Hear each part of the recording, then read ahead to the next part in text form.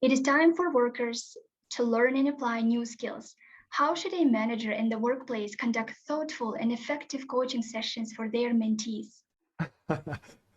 This is tough, right? I think people may have questions because I think like all human interaction is kind of having influence over one another, not in a bad way. Whatever we do or not do actually influences the person with us sitting beside me. So it's important. And people actually call it leadership. Leadership is influence. So how we influence people, and that's very intricate, very interesting part. So if somebody asks me this question, I would ask, what is coaching for you? If somebody wants to coach somebody, I think it's important to start how they define coaching. So if their definition is coaching is getting my outcome kind of done, or like make somebody to do what I want, then I would dive a little deeper to understand what it really means.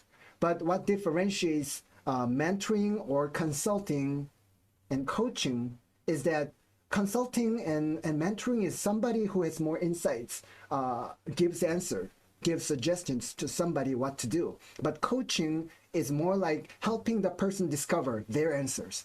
So coaching is based on questions, basically. So if the mentor understands, I think then they can move on. So first one is just whole communication part.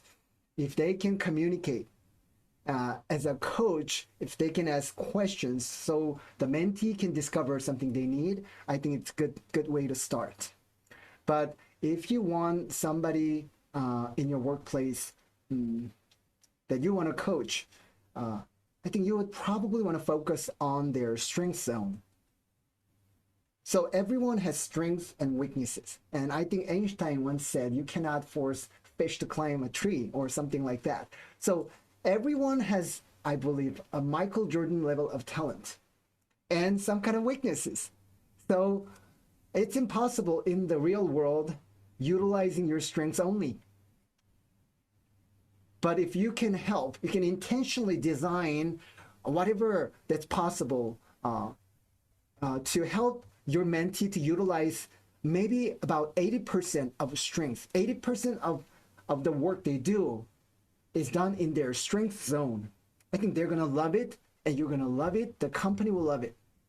So understanding what their strengths are and what their weaknesses are very important. And I think there are many assessment tools like StrengthsFinder, DISC, and many other things. But basically, there are four major differentiating parts, I would say. Somebody who has execution talent, somebody who has influencing talent, somebody has strategic thinking, somebody has like relational skills. So relationship building or something like that. If you understand at least within those four categories, what my mentee has the biggest strength and how can I help that person utilize, kind of do their work in this strength zone, I think that would increase, better the relationship and the results.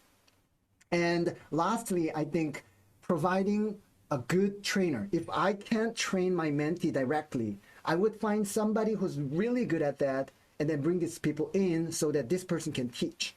And I know a person is Dean Graziosi, a very successful person.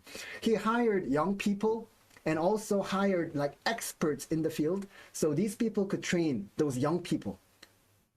So they get trained and they can speed up the process of growth and they can excel in their profession. So these are some of the things I could recommend.